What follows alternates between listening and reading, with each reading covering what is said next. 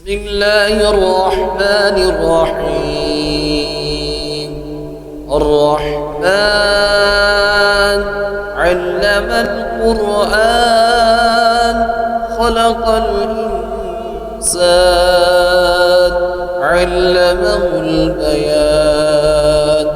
الشمس والقمر بحسبان والنجم والشجر يسجدان. والسماء رفعها ووضع الميزان ألا تطغوا في الميزان وأقيموا الوزن بالقسط ولا تخسروا الميزان. والأرض وضعها للأنام فيها فاكهة والنخل ذات الأكمام والحب ذو العصف والريحان. فبأي آلاء ربكما تكذبان؟ خلق الإنسان من صلصال كالفخار وخلق الجن من مارج من نار. فبأي آلاء ربكما تكذبان؟ رب المشرقين ورب المغربين. فبأي آلاء ربكما تكذبان؟ مرج البحرين يلتقيان بينهما برزخ لا يبغيان. فبأي آلاء ربكما تكذبان؟ يخرج منهما اللؤلؤ والمرجان. فبأي آلاء ربكما تكذبان؟ وله الجوار المنشآت في البحر كالأعلام. فبأي آلاء ربكما تكذبان؟ كل من عليها فان ويبقى وجه ربك ذو الجلال والإكرام. فبأي آلاء ربكما تكذبان؟ يسأله من في السماوات والأرض كل يوم هو في شأن. وبأي آلاء ربكما تكذبان؟ سنفرغ لكم أيها الثقلان. وبأي آلاء ربكما تكذبان؟ يا معشر الجن والإنس إن استطعتم أن تنفذوا من أقدار السماوات والأرض فانفذوا لا تنفذون إلا بسلطان. فبأي آلاء ربكما تكذبان؟ يرسل عليكما شواظ من نار ونحاس فلا تنتصران. فبأي آلاء ربكما تكذبان؟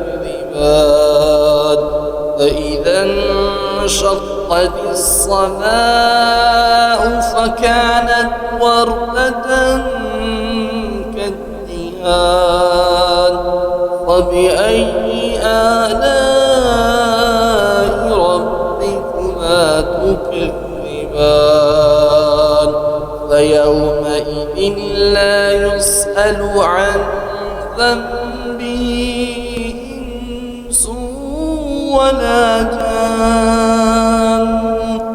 فبأي آلاء ربكما تكذبان يعرف المجرمون بسيماهم فيؤخذ بالنواسي والأقدام فبأي آلاء ربكما تكذبان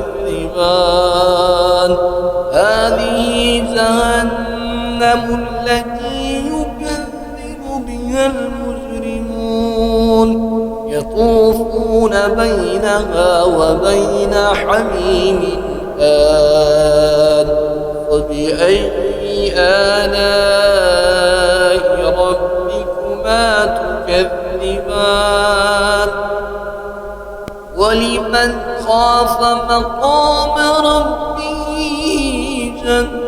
جنتان فبأي آلاء ربكما تكذبان ذواتا أفنان فبأي آلاء ربكما تكذبان فيهما عينان تجريان فبأي آلاء ربكما تكذبان فيهما من كل فاكهة زوجان فبأي آلاء ربكما تكذبان متكئين على فروش بطائنها من استبرق وجنى الجنتين دان فبأي آلاء ربكما تكذبان فيهن قاصرات الطرف لم يطمثهن إنس قبلهم ولا جان فبأي آلاء ربكما تكذبان كأنهن الياقوت والمرجان فبأي آلاء ربكما تكذبان هل جزاء الإحسان إلا الإحسان فبأي آلاء ربكما تكذبان ومن دونهما جنتان فبأي آلاء ربكما تكذبان مدهامتان فبأي آلاء ربكما تكذبان فيهما عينان نضاختان فبأي آلاء ربكما تكذبان فيهما فاكهة ونخل ورمان فبأي آلاء ربكما تكذبان فيهن خيرات حسان فبأي آلاء ربكما تكذبان حور مقصورات في الخيام فبأي آلاء ربكما تكذبان لم يطمثهن إنس قبلهم ولا جان فبأي آلاء ربكما تكذبان متكئين على رفرف خضر وعبقري حسان فبأي آلاء ربكما تكذبان تبارك اسم ربك ذي الجلال والإكرام